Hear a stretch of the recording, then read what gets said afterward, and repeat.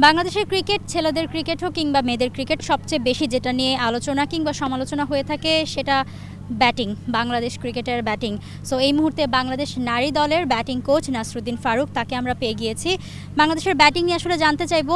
প্রথমতই দর্শকদের যে নর্মাল প্রশ্নটা খুবই থাকে, বাংলাদেশের ব্যাটিংটা আসলে ক্লিক করে না কেন? কোথায় আসলে প্রবলেমটা? আসলে ক্লিকটা করছে না এটা আমি হয়তো একমত না। আস্তে আস্তে ওরা ডে বাই ডে ইমপ্রুভ করছে। তো লাস্ট আমরা যেখান থেকে, যেমন প্রিপারেশন ক্যাম্প থেকে যদি ধরেন, তো গ্র্যাজুয়ালি ওরা আস্তে আস্তে আগের চেয়ে বেটার ক্রিকেট খেলছে। এবং আপনি যদি দেখে থাকেন, এখানে প্র্যাকটিস ম্যাচ সহ 4টা ম্যাচে আমরা ব্যাটিং করেছি।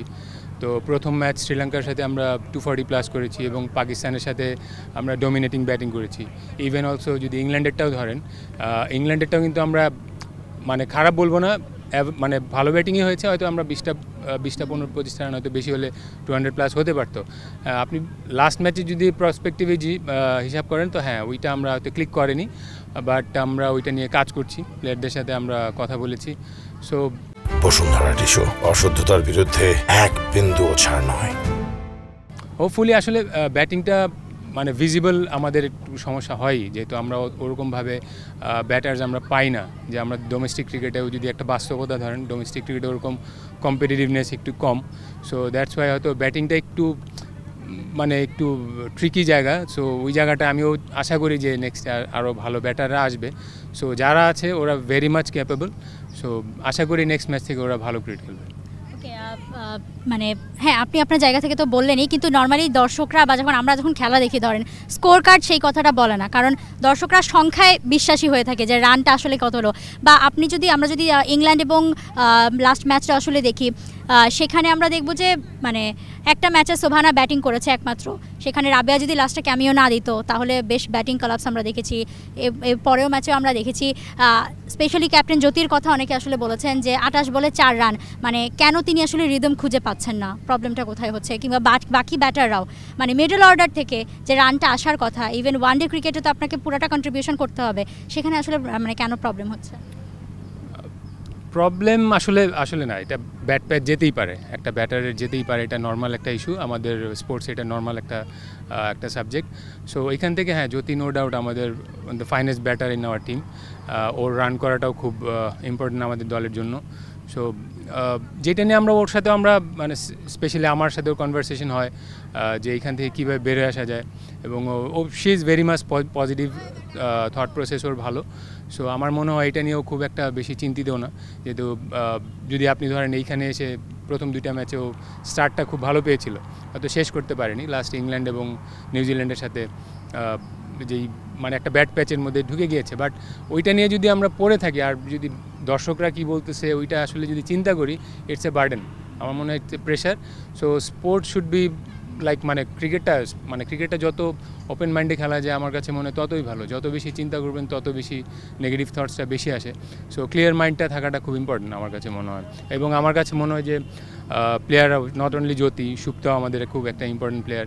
ওরা দুজন যদি রানে ফেরে তো আমাদের হয়তো ব্যাটিং সিনারিও মানে হয়তো একটা ভিজিবিলিটি চলে আসবে হয়তো, আমার কাছে মনে হয়। তো এই ব্যাটিংটাকে মূলত হচ্ছে মানে টিম ওয়াইজ প্রবলেম ফেস করছে দল, নাকি হচ্ছে আসলে ইন্ডিভিজুয়ালি যার প্রবলেম আসলে মানে এই সমস্যাগুলো আসলে সমস্যা ক্রিয়েট করছে?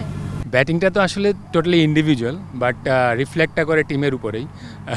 সো আমার কাছে মনে হয় যে এই জিনিসটা যদি ওদের নিজে থেকেই রিয়েলাইজ করে, তো এখান থেকে যদি বেরোয় আসতে পারে, আমার মনে হয় যখন ইন্ডিভিজুয়াল এক একটা পারফরমেন্স যখন ব্লক ওয়াইজ এক হয়, তখন একটা টিমের একটা চেহারা চেঞ্জ হয়। সো আমার কাছে মনে হয় যে ইটস ওকে যে আমাদের একটা কলাপস হয়েছে লাস্ট ম্যাচে, বাট এর মানে এই না যে আমরা যে ব্যাক করতে পারবো না। মানে ক্রিকেট এটা হয়, আপনি দেখে থাকবেন এই টুর্নামেন্টেই সাউথ আফ্রিকা ফার্স্ট ম্যাচে 70-তে অল আউট হয়েছে এবং সাউথ আফ্রিকা কনসিস্টেন্টলি এখন কিন্তু ভালো ক্রিকেট খেলছে। সো আমরা যদি পিছনেরটায় পড়ে থাকি হয়তো আমরা হয়তো আরও ব্যাকফায়ার করবে। সো আমরাও প্লেয়ারদের সাথে এবং ব্যাটারদের সাথে আমাদের কনভারসেশন হয়েছে যে এখান থেকে আমাদের কীভাবে পজিটিভলি আরও বের হয়ে যায়। সো আমার কাছে মনে হয় ইন্ডিভিজুয়ালি প্রসেসটা মেনটেন করাটা ইম্পর্টেন্ট। সো ব্যাটাররা ওইভাবেই চিন্তা করছে। সো এক্সিকিউশনটা ওদের উপরে, ওরা যদি ভালো মতো ডিসিশন মেকিংটা ভালো করে, no doubt they are very much capable enough to come back in a good shape. অনেকে বলে যে বাংলাদেশ 180 টিম, এর থেকে বেশি আসলে বাংলাদেশ মানে যদি টার্গেট হয় এটা চেস করা প্রবলেম হয়ে যায়, বা বাংলাদেশের জন্য আসলে অনেকে মনে হয় হয়তো বা বাংলাদেশে ক্যাপেবল না এর থেকে বেশি রান ওয়ান ডেতে চেস করতে। মানে আপনার বিশ্বাসটা কি বা দলের বিশ্বাসটা কি আসলে? 180 এটা আমি হয়তো এখন ভিজিবিলিটি অর্থ অনেকে বলতেছে যে আমাদের রানটা কম হয়, বাট আপনি দেখে থাকবেন যে ভালো ট্র্যাকে আমরা যেই সাউথ আফ্রিকার সিরিজটার সাথে ওদের সাথে যখন গিয়েছিলাম তখন কিন্তু অন অ্যান অ্যাভারেজে আমরা ফার্স্ট ম্যাচ ওদের সাথে জিতেছিলাম ওই সিরিজে 249 ওইখানে করেছিলাম, নেক্সট ম্যাচে 240 করেছি।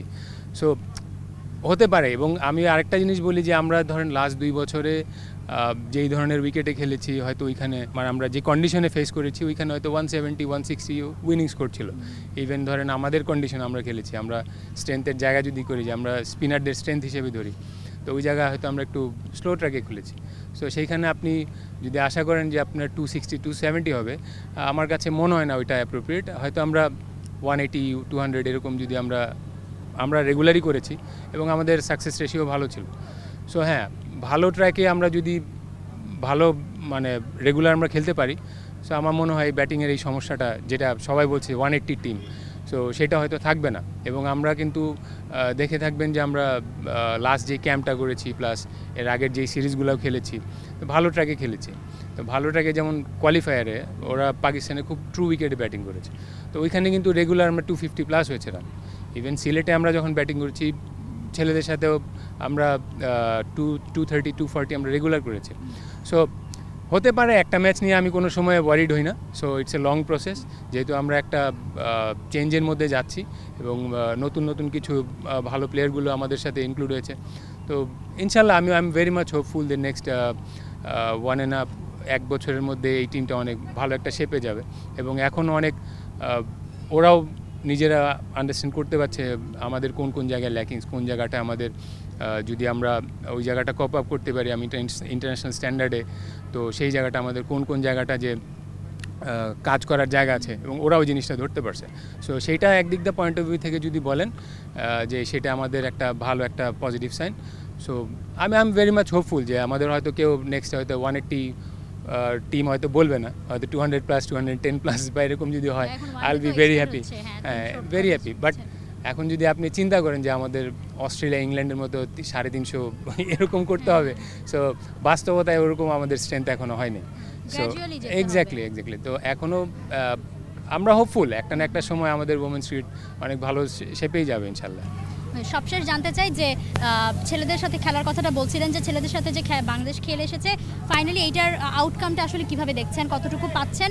এবং একদিন পরেই নেক্সট ম্যাচটা ভাইজাগে সাউথ আফ্রিকার সঙ্গে, সাউথ আফ্রিকা দারুণভাবে টুর্নামেন্টে বাউন্স ব্যাক করেছে, তাদের সাথে চ্যালেঞ্জটা আসলে কতটা মনে হচ্ছে? সোফার হ্যাঁ, আমার যেটা বলেছেন প্রথম কোয়েশ্চেন, ছেলেদের সাথে খেলার পর আমাদের ব্যাটিং হয়তো আমি লাস্ট ম্যাচেরটা আমি টোটালি আউট অফ সাইড, মানে যে জিনিসটা আমি ওটা নিয়ে চিন্তা করতে চাই না। ইন জেনারেল ব্যাটাররা খারাপ ব্যাটিং করছে না, পেসটা স্পেশালি পেসটা এখন ভালো নিয়ে করছে, যেটা আমরা ছেলেদের সাথে আমরা ফেস করেছিলাম। সো সেই জায়গা থেকে আমি বলতে পারি যে ভালো একটা শেপে আছে। এবং যে আগামীকালের যে ম্যাচটা নিয়ে চিন্তা করছেন, আমরা যদি প্রসেস এবং আমার যদি টিম প্ল্যান থাক, এই প্রসেসটা যদি ফলো করে ওরা, আলটিমেটলি রেজাল্টটা তো পরের বিষয় at the end of the day, but ওই পার্টিকুলার ওই ডেতে ওই সময়টা ওই বলটায় ওরা যদি ভালো ডিসিশন মেকিংটা করে, I am very much hopeful যেহেতু আমাদের একটা ভালো স্মৃতি আছে সাউথ আফ্রিকার মাঠে, যেই সাউথ আফ্রিকা জিতা। সো এবং আমাদের সাবকন্টিনেন্টের যে কন্ডিশন, এটা হয়তো কাছাকাছি আমাদের মতোই হতে পারে।